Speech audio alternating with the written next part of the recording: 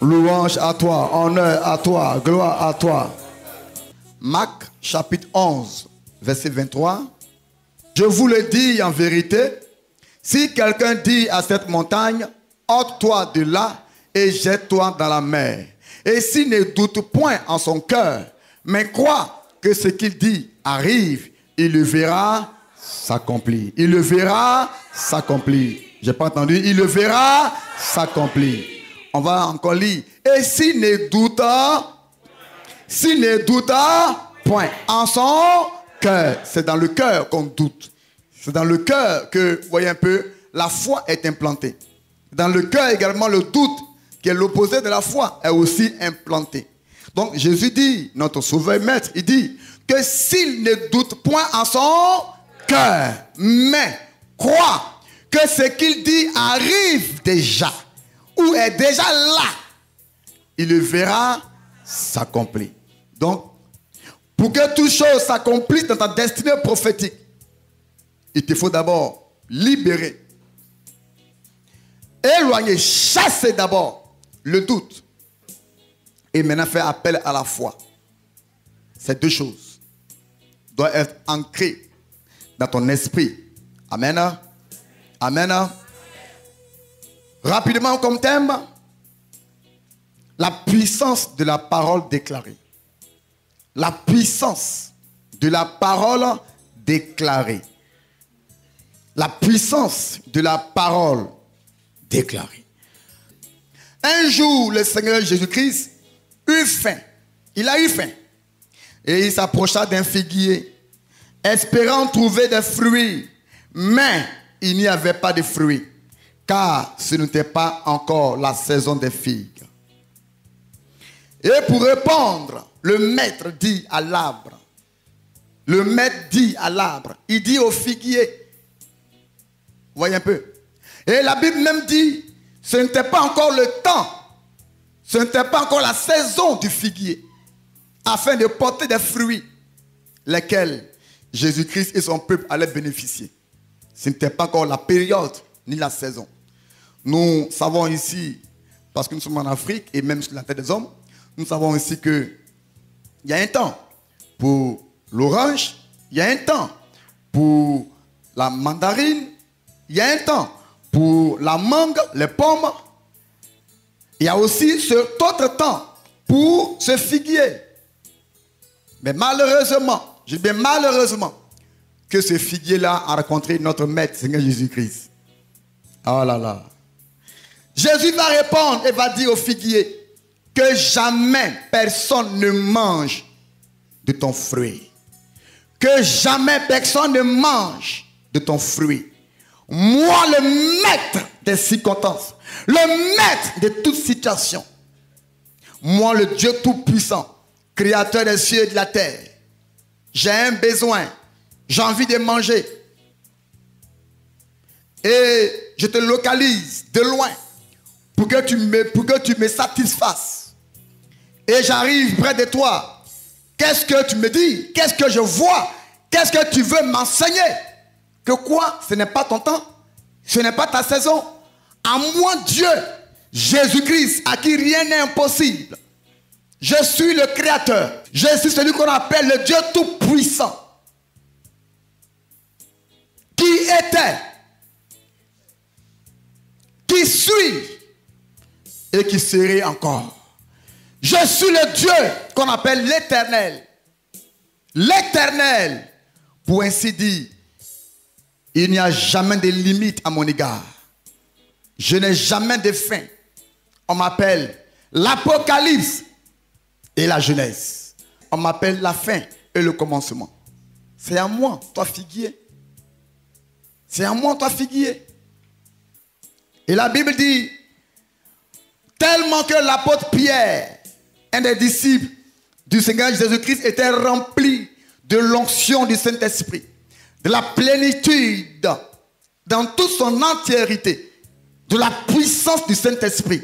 La Bible dit, le peuple n'avait pas besoin même d'être, voyez un peu, touché par la main de l'apôtre Pierre.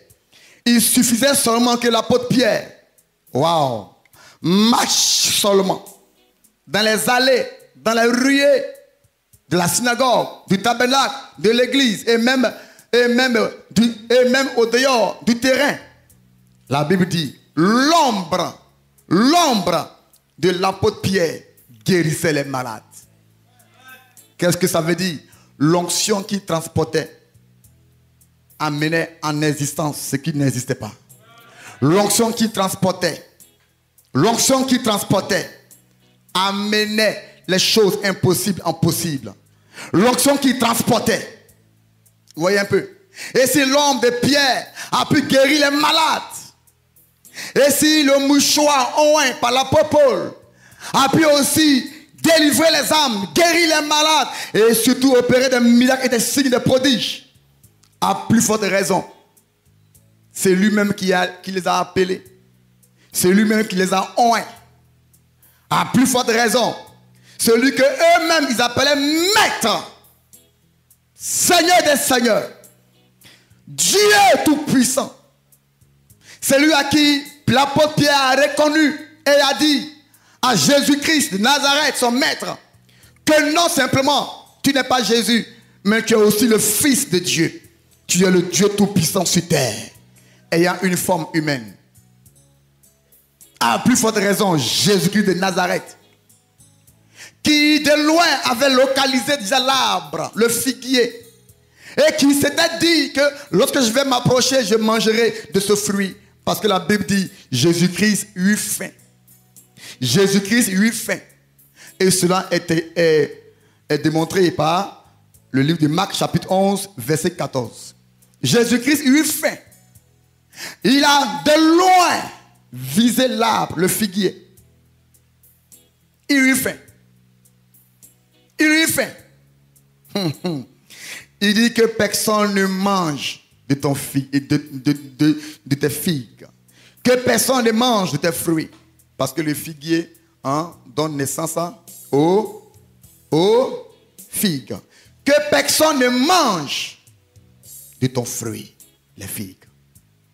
La Bible dit, il a maudit le figuier. Le figuier, un arbre.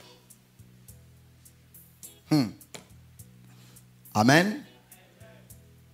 Je vais encore t'élucider quelque chose. Notre sauveur et maître Dieu s'appelle Jésus-Christ de Nazareth. Quand la Bible dit Jésus-Christ de Nazareth, ça fait trois noms, trois mots. Trois noms, trois mots. Jésus a un symbole, signifie quelque chose. Christ a aussi un symbole et signifie quelque chose. De Nazareth a aussi un symbole et signifie quelque chose. Ce sont trois mots symboliques.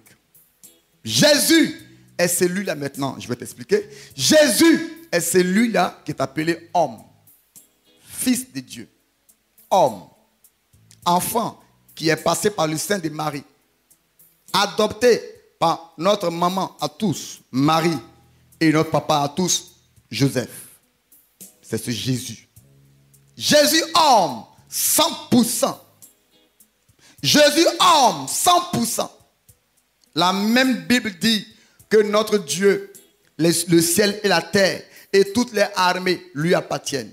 Et encore, il a dit que même si j'ai faim, à qui demanderai-je la nourriture pour manger? Psaume 24, le ciel et la terre, c'est moi qui les ai créés.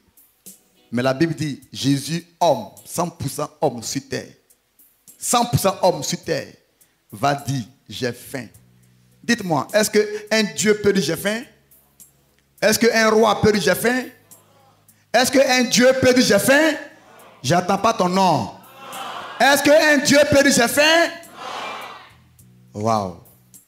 Mais pourquoi est-ce que Jésus va dire j'ai faim? Il exprimait les émotions humaines. Il exprimait les sentiments humains. Il exprimait en un mot la faculté humaine. Il était un homme, entièrement homme, comparable à un homme que tu es, que je suis. Jésus, 100% homme. C'est lui-là qui eut faim.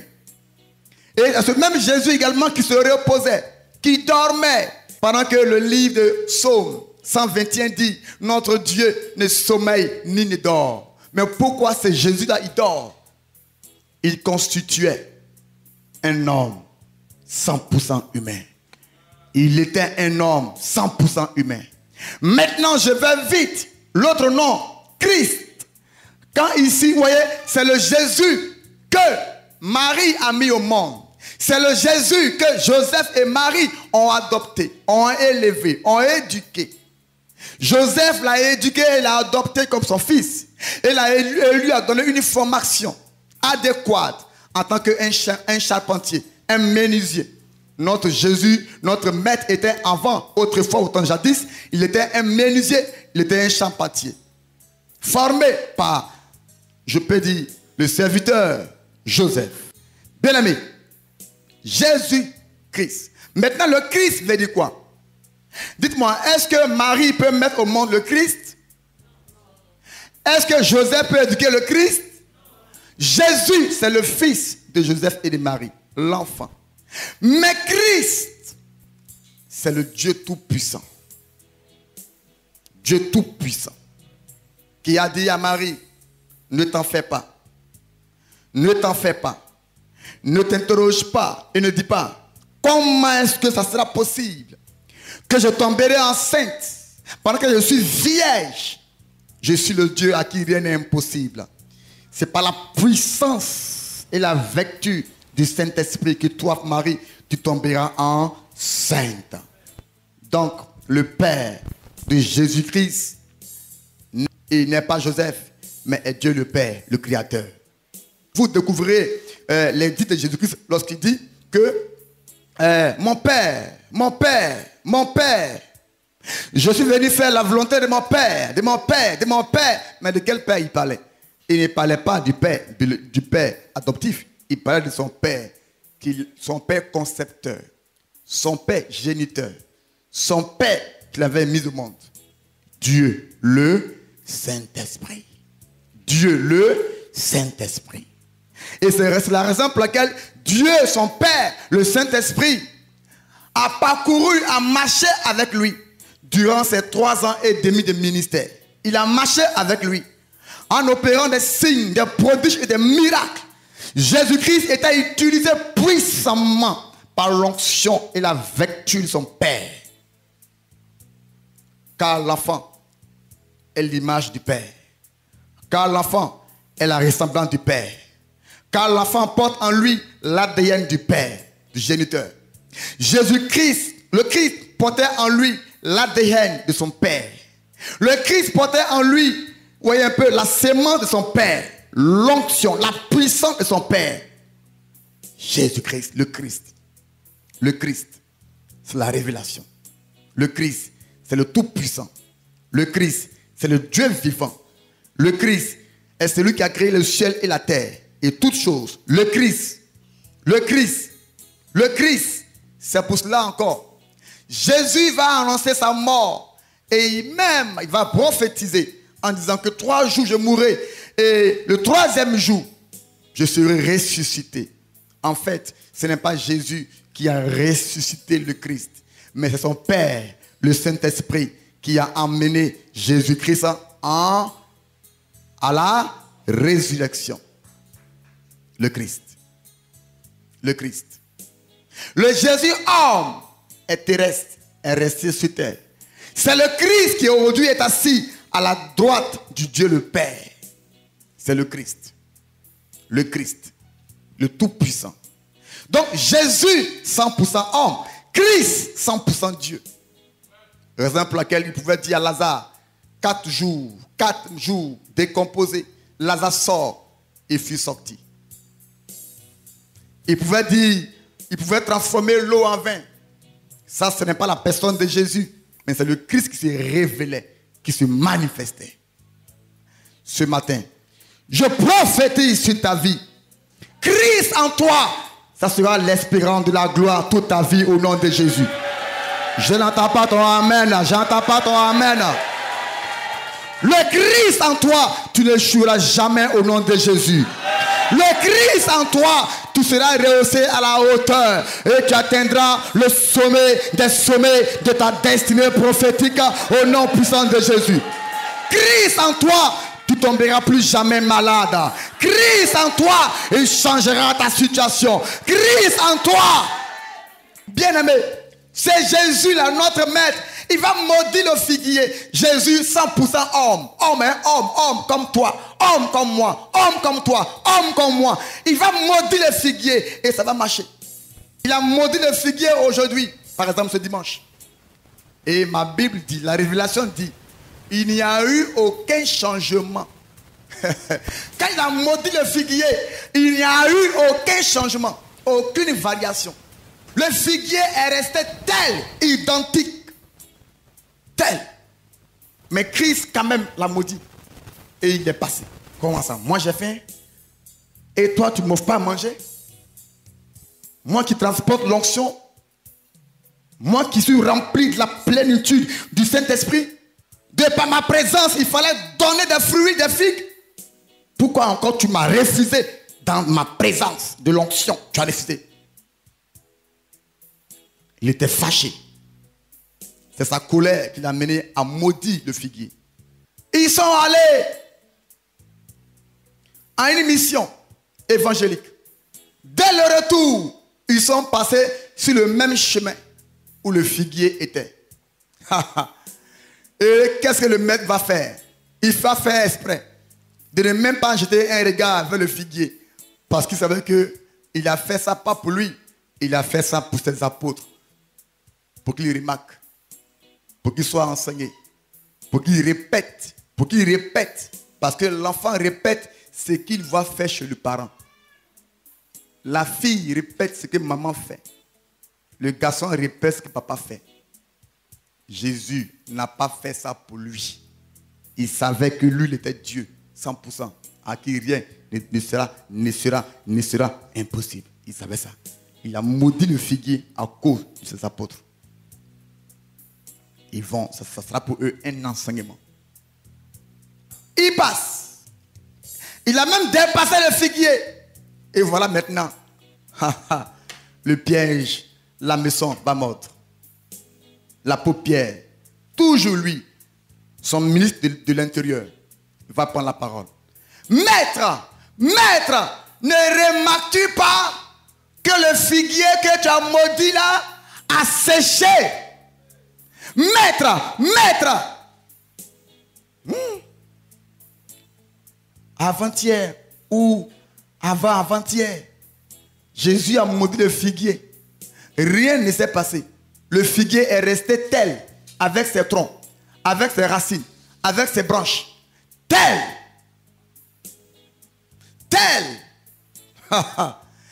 Il repasse. Le figuier a séché droitement. Du haut jusqu'en bas. Il a séché. La révélation dit 2 jours. 2 jours.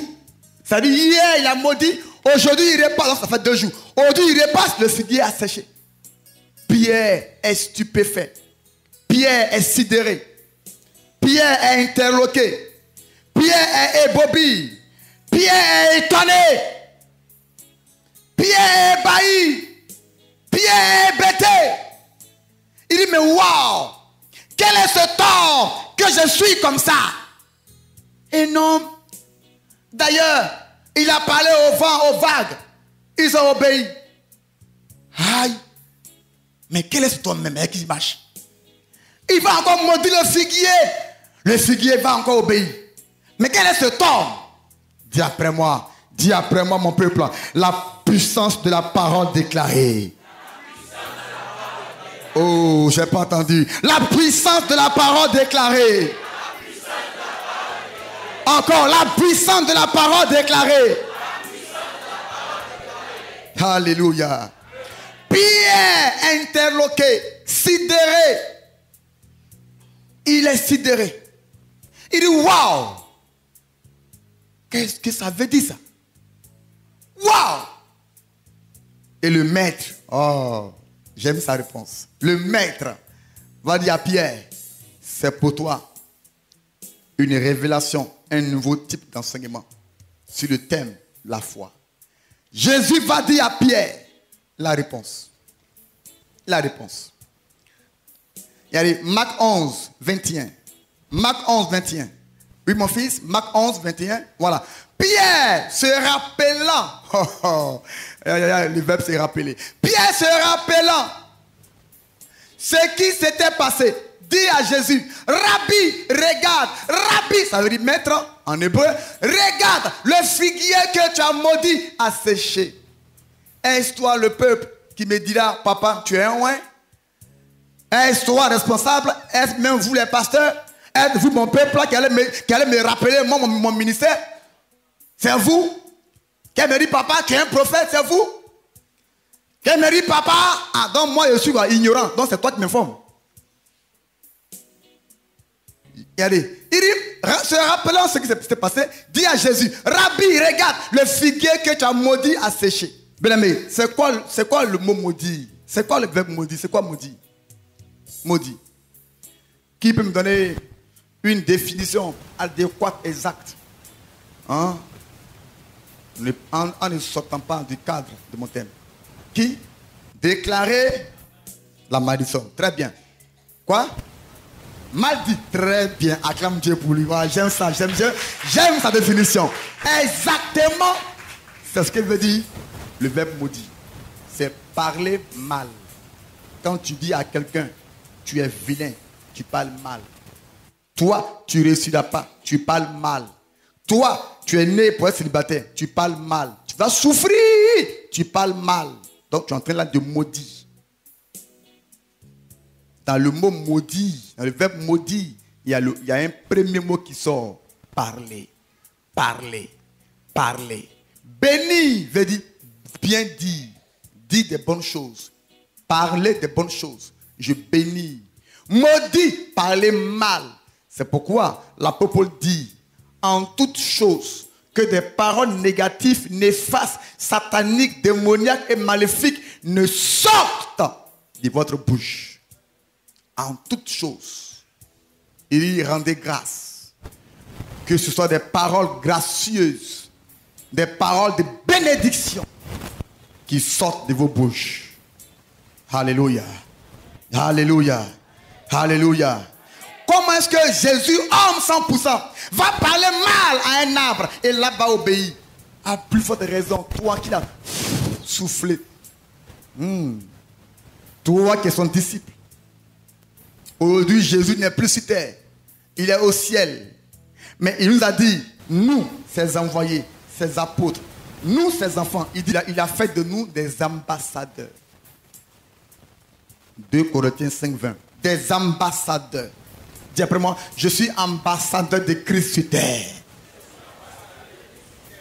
C'est pourquoi l'apôtre Pierre dit, vous êtes des étrangers, des passants.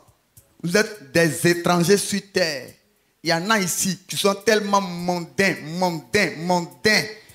qui se confient à leurs biens passagers. Oh. Non, il dit, nous sommes des ambassadeurs. Nous sommes des étrangers sur terre.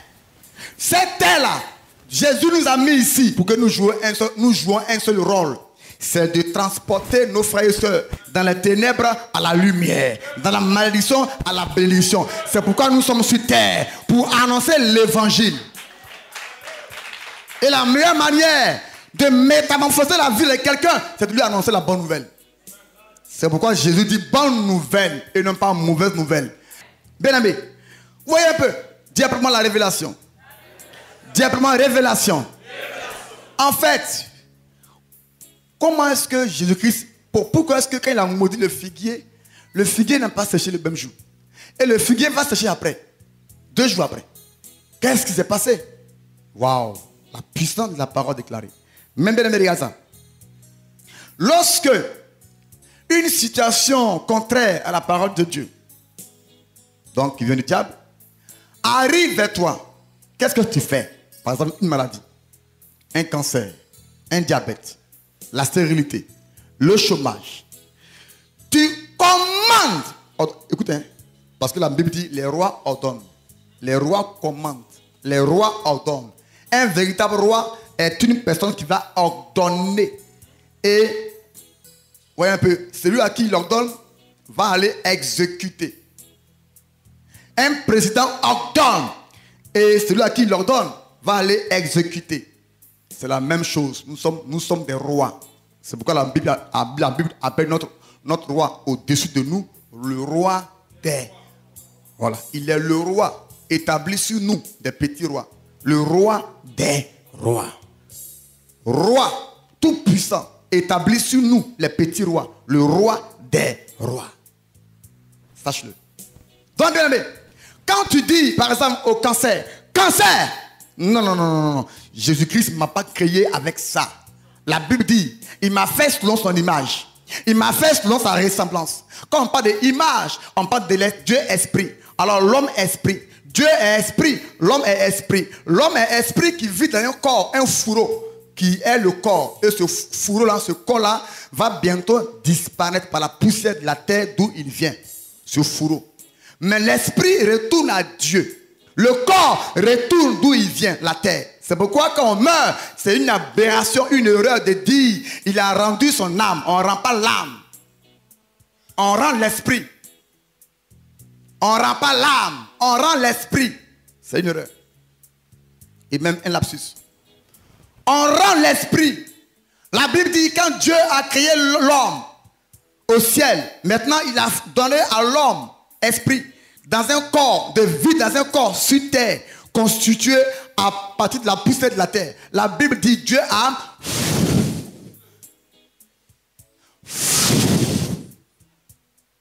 il a mis, lui Dieu, une partie de son souffle, son esprit dans tes narines pour que tu respires. Donc quand il reprend, il a repris. Inspiré, aspiré.